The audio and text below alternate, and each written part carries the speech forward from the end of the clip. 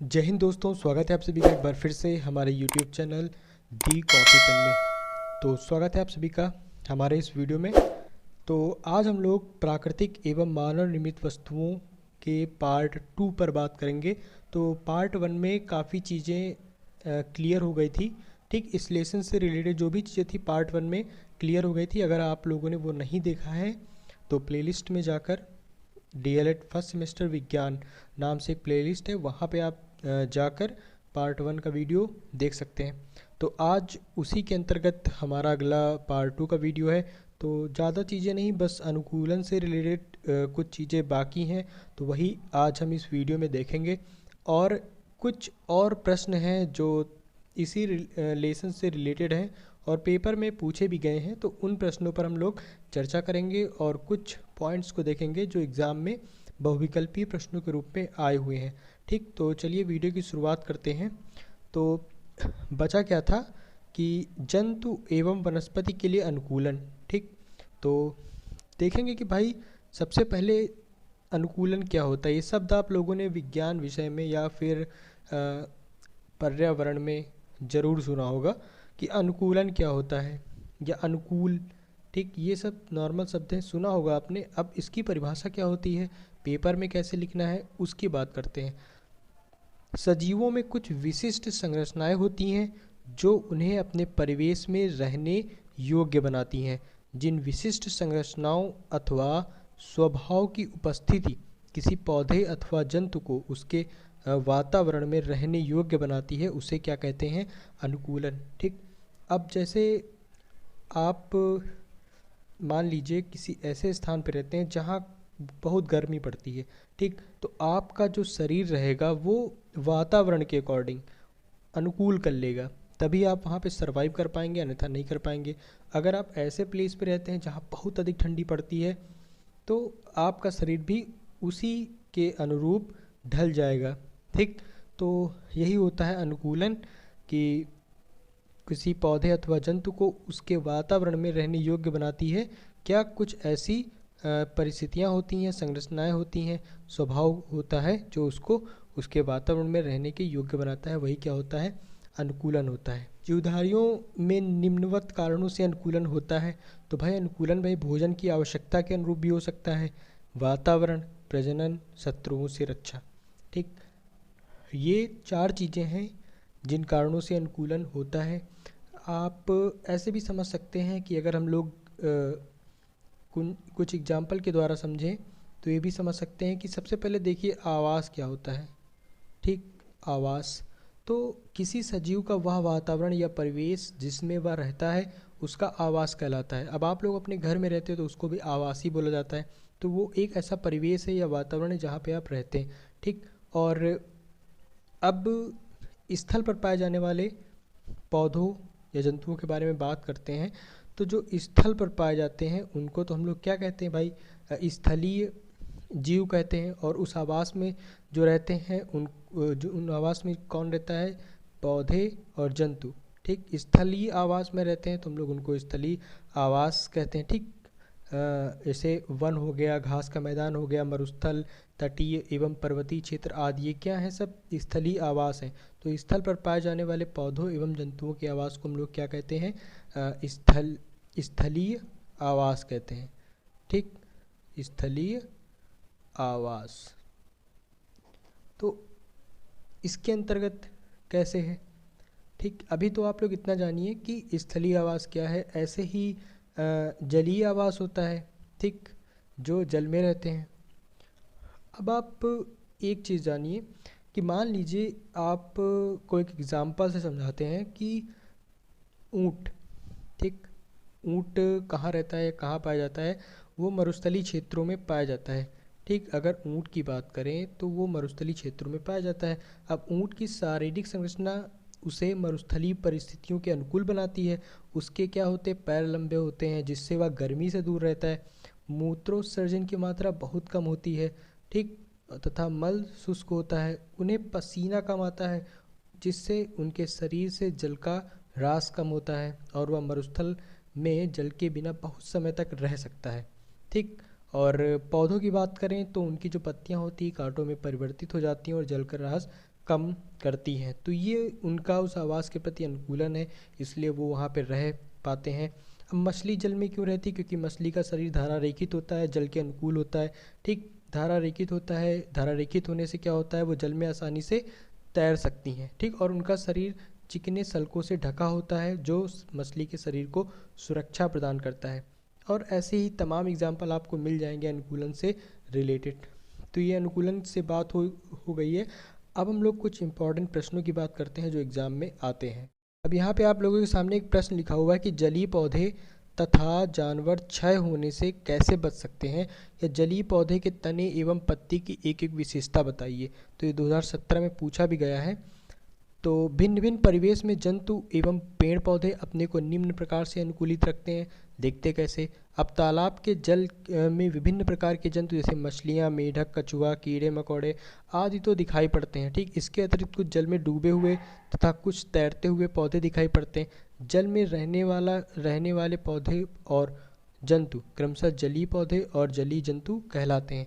अब जो पौधे जल में रहते हैं उनको हम लोग जलीय पौधे कहते हैं, और जो जंतु जल में रहते हैं उनको जलीय जंतु कहते हैं। तो अभी अभी मैंने आप लोग को बताया था कि भाई मछली का शरीर धारा रेखित होता है। क्यों? क्योंकि वो आसानी से तैर सके। ठीक, और मछली का शरीर नाव के आकार का होता है। इसके दोनों सिरे नुकीले और बीच वाला भाग चौड़ा होता है। ठीक, मतलब इसी आकृति को हम लोग क्या कहते हैं? धारा रेखित कहते हैं। मछली की पूंछ और पंख पतवार की तरह काम करते हैं। और ये इंपॉर्टेंट है, मछली में सांस लेने हैं तो फेफड़े नहीं होते, क्या होते हैं? गलफड़े होते हैं। ये इंपॉर्टेंट है, आप इसको ध्यान में रख सकते हैं। तो ये बात हो गई मछली के संबंध में। ऐसे ही मेढक तथा बत्तख के पैरों की उंगलियों के बीच झिल्ली या पाद जाल होता है। यह जाल इन्हें जल में तैरने में पतवार की तरह सहायता करता है। ठीक, और अगर जलीय जंतुओं की बात, पौधों की बात करते हैं तो उनका शरीर जल में रहने के लिए अनुकूलित होता है। तालाब में कमल अथवा कुमुदनी के पौधे के विभिन्न भागों को ध्यान से देखने पर मालूम होता है कि इसकी पत्तियां हरी तथा चपटी होती। आप कभी जाइए तालाब के आसपास तो कमल को देखेंगे तो यही विशेषता पाएंगे। ठीक, उसकी पत्तियों को आप छुएंगे तो ऐसा लगेगा मोम की परत को छू रहे हैं। ठीक है, जैसे तो यहाँ पे इसकी सतह मोम जैसी होती है, चिकनी होती है। इससे पत्तियाँ क्या गीली नहीं होती और सड़ती नहीं है। ठीक, तो चपटी होने के कारण यह पानी की सतह पर तैरती रहती हैं और सूर्य के प्रकाश में भोजन का निर्माण संभव हो जाता है। तो ये मेढक और जो जल में रहने वाले हैं उनके संबंध में कुछ बातें थी कि वे अपने आप को कैसे अनुकूल बनाते हैं जल में रहने के लिए। आगे हम लोग देखते हैं कि मरुस्थलीय पौधों की पत्तियां प्रायः नुकीली क्यों होती हैं और इन पौधों की मुख्य विशेषताएं। इसकी भी बात अभी हमने कर ली है। तो ये आया भी है क्वेश्चन 2016 और 2019 में। देखते हैं कि क्या है। तो पत्तियां नुकीली क्यों होती हैं? क्योंकि भाई मरुस्थलीय क्षेत्रों में गर्मी काफ़ी अधिक होती है और वहाँ का जो पत्तियों की सतह से पानी क्या होता है, निरंतर वाष्प बनकर उड़ता रहता है। मरुस्थलों में पानी की कमी तो होती है और वातावरण भी शुष्क होता है। अतः पत्तियों से पानी वाष्प बनकर उड़ न जाए, इसके लिए पत्तियां कांटों के रूप में बदल जाती हैं। ठीक, क्योंकि क्षेत्रफल कम हो जाता है। क्षेत्रफल ज़्यादा रहेगा तो उनका पानी ज़्यादा वाष्प बनकर ऊपर जाएगा। क्षेत्रफल कम हो जाएगा ना, कांटे का क्षेत्रफल देखे होंगे तो कम वाष्पोत्सर्जन होगा। तो इन पौधों के तने हरे एवं चपटे होते हैं और भोजन बनाने का कार्य करते हैं। तने का छोटा टुकड़ा तोड़कर आप देखिए तो अंदर से स्पंज जैसा जलयुक्त तथा लसदार होता है। ठीक, नागफनी को आप देखकर समझ सकते हैं। तो ये बातें थी कि पत्तियां प्रायः नुकीली क्यों होती हैं। ऐसे ही पौधों की भांति मरुस्थल में रहने वाले जंतुओं के भी विशिष्ट गुण होते हैं। जैसे अनेक प्रकार के सर्प, मकड़ियाँ, चूहे, कीट व छिपकली आदि मरुस्थल में पत्थरों के नीचे या छोटे छिद्रों और दरारों में रहते हैं। इन जंतुओं की अधिकांश त्वचा मोटी होती है जो शरीर से पानी के ह्रास को रोकती है। इससे रिलेटेड एक और क्वेश्चन है कि भाई प्रमुख प्राकृतिक संसाधन क्या है। तो प्राकृतिक संसाधन तो सबसे पहले तो पृथ्वी के बाद पृथ्वी, ये भी एक प्राकृतिक संसाधन है। जल हो गया, मिट्टी हो गया, लवण और ऊर्जा। ठीक, आप स्क्रीनशॉट लेकर इसके बारे में डिटेल में पढ़ सकते हैं। ठीक, अब कीटों के उड़ने हेतु अनुकूलन की विशेषताएं लिखिए या अनुकूलन किस प्रकार होता है, देखते हैं। तो जीव एकदम यह निर्णय नहीं ले पाते कि वह अपने शरीर या जैविक गुणों को वातावरण के साथ बदल सकें। ठीक, ये निर्णय मतलब तत्काल कोई भी जीव नहीं ले पाता कि उसे वातावरण के प्रति कैसे अनुकूल होना है। किसी स्पीसीज की बहुत बड़ी जनसंख्या में शायद कोई एक ऐसा जीव होगा जो दूसरों से भिन्न होगा। यह जीव अन्य जीवों की अपेक्षा वातावरण की परिस्थितियों को अच्छी तरह सहन करने में भी हो सकता है। कुछ कीटों के उदाहरण लें। जब कोई कीटनाशक जैसे डीडीटी कीटनाशक होता है, जैसे डीडीटी ठीक डाला जाता है, तो बहुत सारे कीट मर जाते हैं। और कीटों की उस बड़ी जनसंख्या में कुछ ऐसे भी कीट होते हैं जिनमें डीडीटी का कोई प्रभाव नहीं होता। ये कीट वृद्धि करते हैं और इनसे प्रजनन होता है। यदि इस प्रकार प्रतिरोधक कीट प्रजनन करें तो शीघ्र ही उस क्षेत्र के प्रतिरोधक कीटों की जनसंख्या बढ़ जाएगी। इस नई संतति पर डीडीटी जैसे कीटनाशक का प्रभाव नहीं पड़ेगा। आशा ये है कि कुछ जो कीड़े होते हैं वो खुद को उस डीडीटी के अनुकूल बना लेते हैं। अगर आप उन पे वो कीटनाशक डालेंगे तो वो उन पे कोई प्रभाव नहीं पड़ेगा। अब जो प्रजनन करके अपने ही जैसी संतान उत्पन्न करेंगे तो उन पर भी डीडीटी का कोई प्रभाव नहीं पड़ेगा। इसे हम क्या कहते हैं, वातावरण से अनुकूलित होना कहते हैं। तो ये अनुकूलन था कीटों के संबंध में, कैसे वो खुद को डीडीटी के खिलाफ अनुकूलित कर लेते हैं और उससे बच जाते हैं। मनुष्यों में भी इस प्रकार का अनुकूलन नहीं होता है, ठीक। पर बहुत से कीट जन्म से ही वातावरण के ताप से अनुकूलित होते हैं, परंतु पशु तथा मनुष्यों में इस प्रकार का अनुकूलन नहीं होता। यदि कड़ी ठंड में कपड़े पहनाकर या ढक कर इनका बचाव ना किया जाए तो यह जीवित नहीं रह पाएंगे। कीट समुद्र में नहीं होते क्योंकि इनका शरीर लवणीय जल सहन नहीं कर सकता। ठीक, आगे भी क्वेश्चन जैसे सजीव वस्तुएं क्या आप पढ़ चुके हैं, इनके लक्षण पढ़ चुके हैं, महत्वपूर्ण प्राकृतिक संसाधन अभी देख चुके हैं। अब अगर स्वनिर्मित वस्तुओं के उदाहरण आ जाए तो फिर आपको पता ही होगा कि स्वनिर्मित वस्तुएं कौन सी होती हैं, जैसे विद्युत मोटर, बैरोमीटर। ईजी है। और मानव निर्मित वस्तुओं ये भी सरल है। और जीवधारियों के अनुकूलन के क्या कारण है, तो अभी 4 चीज़ें बताई थी आप लोगों को कि भोजन की उपलब्धता, वातावरण, प्रजनन और शत्रुओं से रक्षा। जल में रहने वाले, सिंपल क्वेश्चन है। और जलीय पौधों को क्या कहा जाता है, तो जलोद्रविद कहा जाता है। पक्षियों के लिए देशांतरण का क्या महत्व है, तो ये देख लेते हैं। तो भाई पक्षी भी मनुष्य की भांति अपनी आवश्यकताओं तथा पर्यावरणीय अनुकूलन हेतु क्या करते हैं, एक स्थान से दूसरे स्थान पर चले जाते हैं। या परिवर्तन ही उनके लिए देशांतरण के महत्व को समझाता है।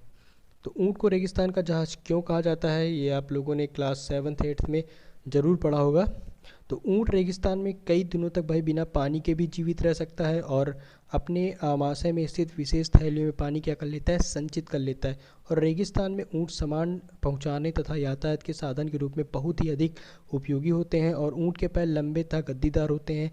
इसके पैरों के ये लक्षण उसे मरुस्थलीय रेतीली भूमि पर मीलों चलने तथा दौड़ने में सहायता करते हैं, इसलिए इसे रेगिस्तान का जहाज कहते हैं। और हमारे शरीर में कितनी ज्ञानेंद्रियाँ पाई जाती हैं, तो 2016 में आया है क्वेश्चन। तो आँख, नाक, कान, जीभ और त्वचा। ठीक, तो ये कुछ महत्वपूर्ण प्रश्न थे। साथ आज का जो वीडियो है यहीं पे समाप्त होता है। इस लेसन से रिलेटेड जितनी भी थ्योरी थी और कुछ इंपॉर्टेंट प्रश्न हैं वो पार्ट 1 और पार्ट 2 दोनों वीडियो को मिलाकर हो चुके हैं। ठीक, तो अगर आप चैनल पे नए हैं तो प्लीज़ चैनल को सब्सक्राइब कर दीजिए और दोस्तों को भी शेयर करिए। तो हम लोग मिलते हैं अपने अगले वीडियो में।